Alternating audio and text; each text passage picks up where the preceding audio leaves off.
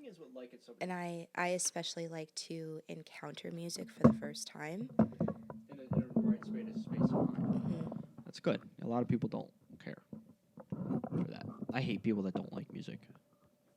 I don't understand. Well, no, I guess I do kind of understand people that don't like music because Mike doesn't like music. But now he does. But it's very specific types of music, which is fine. They love music. Hmm? Everybody loves music. Music is the beat of the sound, the beat That, to the meat. You that know. was the first indication that I had that I felt like he was genuinely getting better and doing better. That's nice. Mm-hmm. So, do you really want to get into it? Yeah.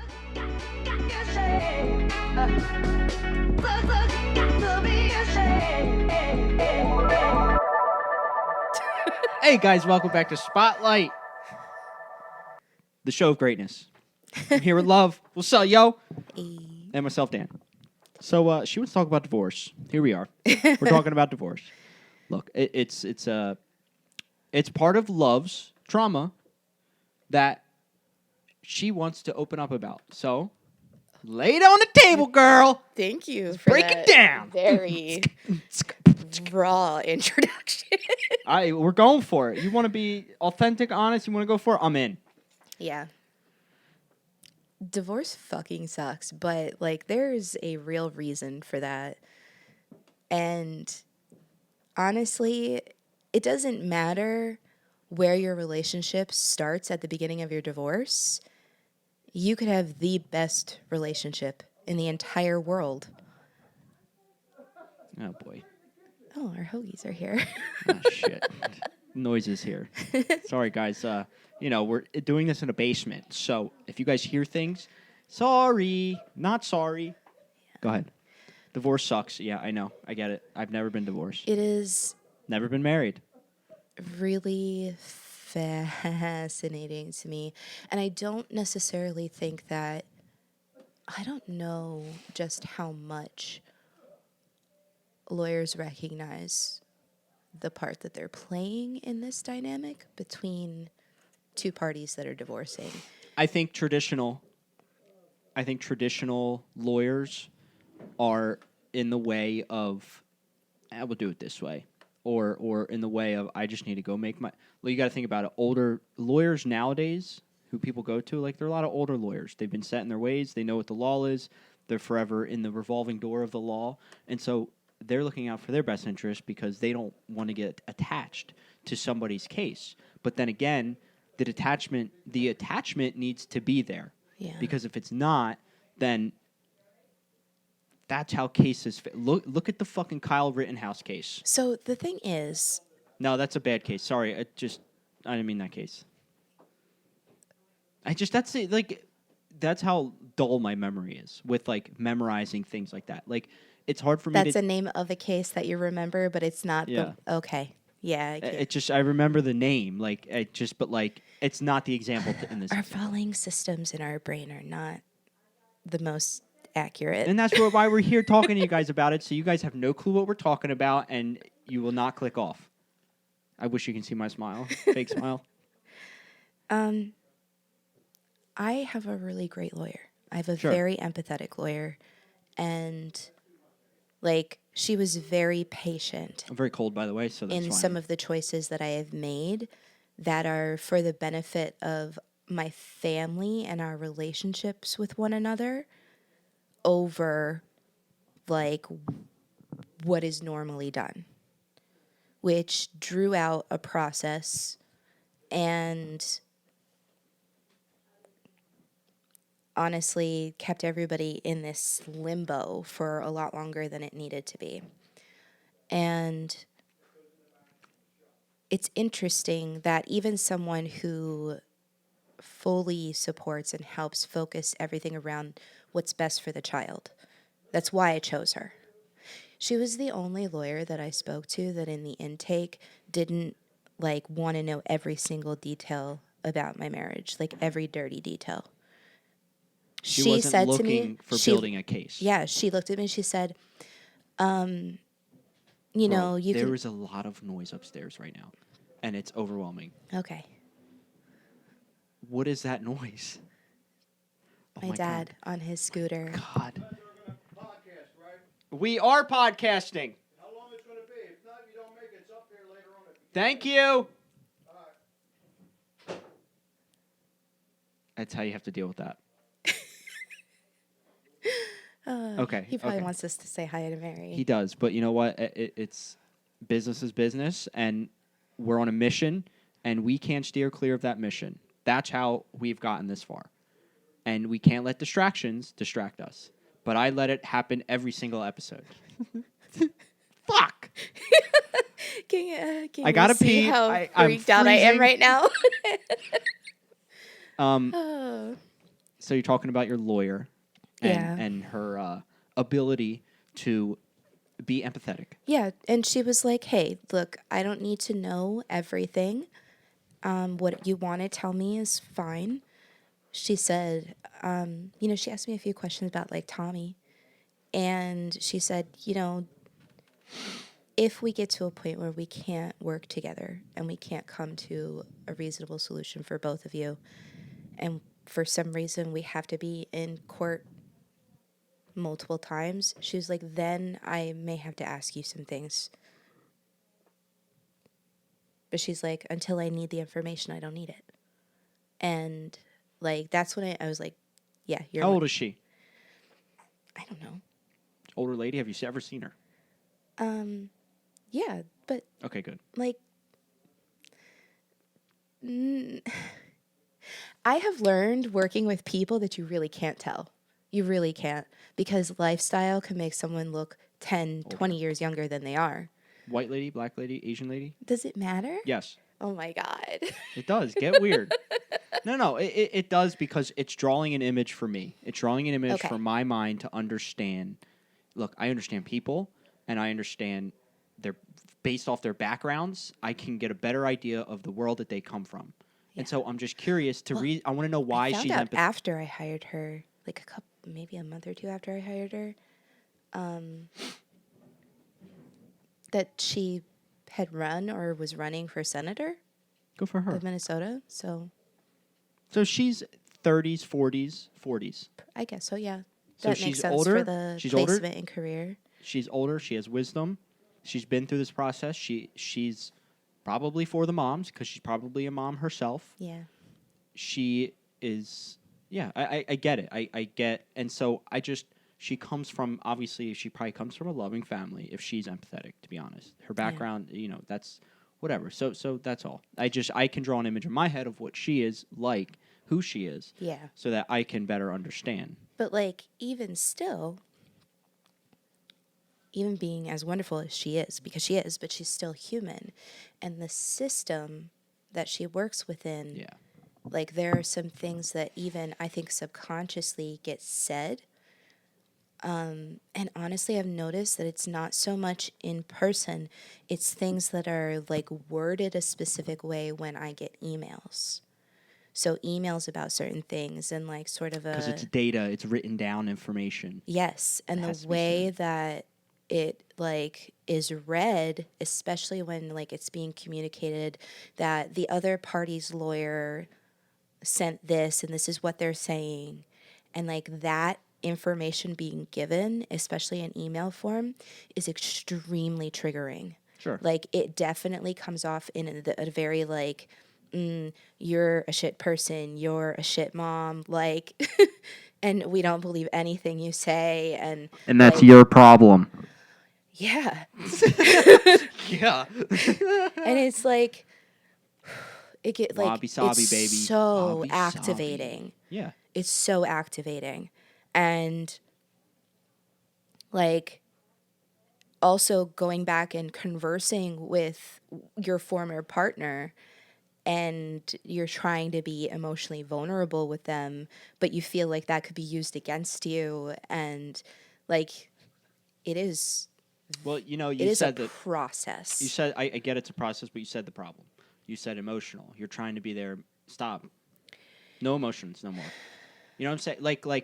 And I mean that in a sense of business is business, no distractions. We're here podcasting right now. That's what I mean it as, because So here's the thing. it's like I know about divorce, like I know about being married, like I know all the laws. I understand that. And literally everybody has said that. But each time that I come to that, it doesn't feel right. I get that. And Because my previous partner is a person. sure. Like, and even though we're no longer married, we're no longer romantic, like, if I don't continue to allow myself to give love to him, we will never have any kind of relationship. And that cannot be good for Tommy. I have a story.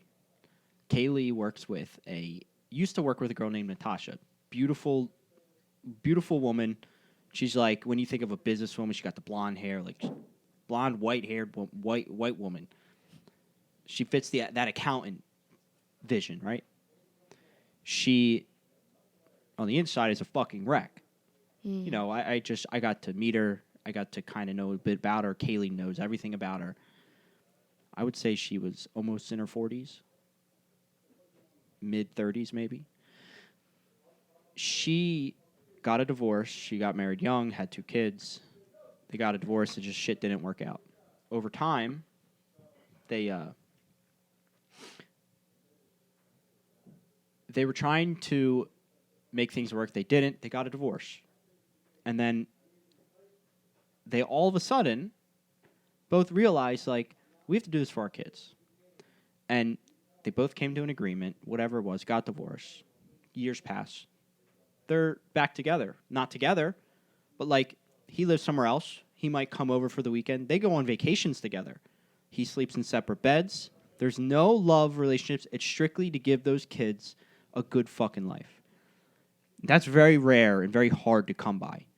Granted, they're dealing with their own problems, and who knows, they might make it work in the end, if it's meant to be. But, like, that's where I get where you're coming from now. That emotional support of trying to be there for that person. But then again, you have to also bring business involved. And so you have to, there's an off and on switch that it's not healthy. And that's probably the challenge you're frustrated with is the balance. And I get that. And so, like, It's very much a back and forth and emotional, like, manipulations all over the place. And the thing is, you look at it and literally every party is, one, just trying to protect themselves on all sides. because they feel like Because it's they not, have to. this is no longer just a 2-person relationship when you go through a divorce. Yeah. It is a 4-person relationship with minors that are involved and affected. Who's the 4th? The lawyers. Oh, okay. Your lawyers become part of the relationship and part of the communication back and forth. And, like, Oh, the minors. I'm thinking like children minors. I'm like, is there another kid that I don't know about? oh, no. That's where my Suki. But he doesn't want her. Suki's stuck with Big J upstairs. So, look, all I can say many things, and I think the most important thing that I can say is the fact that you want to talk about it, but talk about your divorce, talk about the process that you're currently going through. Before this, I recorded just me, and I talked about that. You'd step away, deal with some shit, deal with some personal shit. I've dealt with some personal shit. You know, like, granted, we're on the same wave, but we're going separate ways here. The fact that you want to talk about it, become vulnerable about it, and have a fuck it mentality is the key to that formula. Of course, there's a balance, and that's when controlling that emotion is the key to it all. Because when you control the emotion, you have that balance, you find the balance, and you can breathe, right? And so, do you feel any types of relief? I like where you're going and what you're saying. I'm just going to amend a few words for myself. I allow the emotions. And I don't like, yes, depression makes it hard that sometimes I avoid my emotions and I get into depressive patterns of emotional avoidance. And, I'm still working through that, obviously, but more and more each day, I'm getting better at allowing myself to feel the emotion and really dissecting what it is and where it's coming from, and giving myself the space to actually make decisions. So, this whole week leading up into like a meeting that's happening next week and gathering, paperwork and stuff, and feeling really triggered through that because it feels like a very short time window for me. And it's dealing with things that I struggle with. Anything with like numbers and paperwork and budgeting. Like, I'm not diagnosed, but like, it's the dyscalculia. If you ask anyone in my life if I could remember a single number or like add for you in my, nope. They'll all tell you like, nope, she's no good. Like, Nothing. Not that area. so it's been a journey, and to actually be able to sit down today and come to a decision where on something where I was feeling triggered and judged, and to be able to let that go and think about what's best for Thomas in that before I even got to a meeting with my lawyer. I don't think I could have done that without like learning how to regulate myself and how to let myself feel those things. What was the call about? You don't have to say it if you don't want to. I don't know how far over the line I'm going to go, so that's why I'm asking these questions. Nah, I'm not going to put all our business out there Of because course. that's not just my business. I'm sharing my side and what is my business to share, but things that we share together. Just logistical stuff. It's Yeah. It's just another chess piece that's being moved on the board. Anyone who's been through a divorce can guess at what it might be, and they're probably right. Yeah. So, I got told when I was younger, of course, around the bad influences in my life, at a certain point, they all told me. I learned from a lot of people with fucking problems. Don't get married. And like this is the reason why I don't want to. But then the reason my sister got married is like the reason why it would make sense to. The problem is it's not a problem. It's not a problem. But like the catch here is that my parents went through divorce and they haven't. I think at one point they were trying to say, "Oh, this is about Daniel," but in reality they made it about themselves. Of course, this. I feel like this is coming from a place of me holding grudges on certain parties, because both parties were wrong.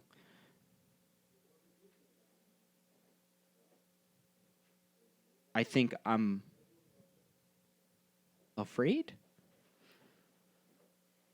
That's it. I'm just afraid. And so, what is the right way to go about making decisions? That's where I seem to get stuck the most. And that's kind of where you're at is there's some things you might have to sacrifice to have a better life, to have a better relationship. There's compromise. But ultimately, I have this thought, and I've been wanting to say it. Have you ever thought of, like, is this a thing where you could get, like, a psychologist to interview all three of you? Tommy, you, and your ex, or your husband, still technically your husband. Like, to solidify, to give more data, for an outside party to understand what that relationship is, to understand what this divorce is, to understand the reason why you guys want to get a divorce. You guys have your reasons. You have your opinions on one another. I think that would be really fascinating and cool if you could get Tommy or Mike in there, Well, that's another story. That's the thing is getting all the parties to agree, and so we can compromise. You can compromise. You're a very compromising person, as am I. But there's a lot of hard-headed people out there who won't compromise and just want to create terror. Terror. I don't agree with you. I'm not I know thinking what of you're your trying to say, specific- but I think the truth is there aren't a lot of hard-headed people out there. There are a lot of scared people out there. Well, that's what it is. It's people don't want to become vulnerable, and it's scary to think that letting. When you said It's I want to talk hard. about divorce, I'm like, what? Yeah. What? It, Huh? it is That threw me honestly for a loop. it's the hardest thing you will ever truly do. Sure. Like You loved Hands you down. loved that person, and marriage was probably not on the mind. It was just the idea of loving somebody, and that's a spiritual thing. And when you get the law involved, it becomes something it doesn't need to become, and that's what I want to steer away from. yeah. I think that's a common sentiment for a lot of people our age. And Oh, yeah. honestly, having been in a marriage now, I'll tell you this. I think I would sooner marry a platonic business partner. Wait, what does plutonic mean? Not romantic. A right, friend, right, a business partner, a friendship. Oh, you're one of those. Like, I would sooner marry someone like that and have an actual business under that marriage than actually live with the person or, That's what an LLC and a yeah. league. That's what Marriage LLC is a business legally in this country. It's not There's benefits to it, and the that's all it the is. biggest benefits to it come when you're old. Mm.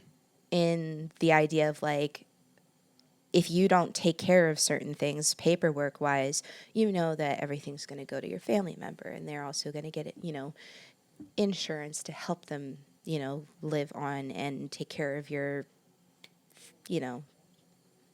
shit. I can't remember what. Like- when I just potted by myself, and my message, I want you to go back and listen to it. Okay. My message, and a wrap up of it, is life is meaningless. Huh. Life is literally nothing, and we attach all of these emotions to it, and I'll reframe you real quick. Life is meaningless. Like, it's okay. yeah. I mean, life is meaningless. It's- Life is useless. Can be anything you want it to be. Yeah, it's a literal playground, and sometimes, as Well, the little child soulings we are, we like to play really hard things. Yeah. I was And- listening to somebody who was talking about, like, you ever remember when you were a kid and you would like play house and you would do chores and now that's your Yeah. stress and anxiety. You're playing family or some shit, and now you're like, well, take the dog out. Why am I walking the dog right now? What the fuck is this? Look, let's wrap it up. I gotta go to the bathroom. Food's here. What's kind of your final message on divorce? The system is set up to emotionally abuse both parties, and that creates a dynamic of defensiveness, and it's not helpful and it's not healthy. And considering it is extremely high and rising and it is a full industry, I think we need to take a look at the process of it and completely overhaul it. Wow. Divorce is an industry. Yes. There's the title. Booyah. And it's a system that even the most empathetic and well-rounded and adjusted people will, you can't stop yourself from hurting someone. The problem with the law is that moral doesn't matter, and I think morals and ethics need to matter in the court of law, and And it's How do not you- fostered there. and how do you change that? I have no idea, but talking about it and getting people to understand it and I guess, kind of side with that, I think is one way to leave this earth better than the way we left it. That was part of my last message, though. So, anyways, hey guys, thanks for stopping by. Gestured to the. Oh, the camera that's not there. I realized like I caught myself doing it too. Yeah, I saw it earlier too. I think look, we just continue what we're doing. There's a reason why I keep coming back here. There's a reason why you keep coming and recording on the mic with me. You know, we know what we want and we're going to get it. And we won't know we're getting it because we've already gotten it. So like that's why living in this moment now is very important. And so like becoming vulnerable is awesome and good for you. Proud of you for just doing great things. And look, we just got to keep supporting each other. It's all we can do. Support everybody. We got to support everybody, and we got to accept that everybody in the circle we want to support, right? So I don't know. Let's sign out. Sign us out. Thank you for listening to Spotlight. Be sure to give us a like. Be sure to subscribe too. Share with your family and friends. Thanks for listening to some Spotlight. See you on the next one.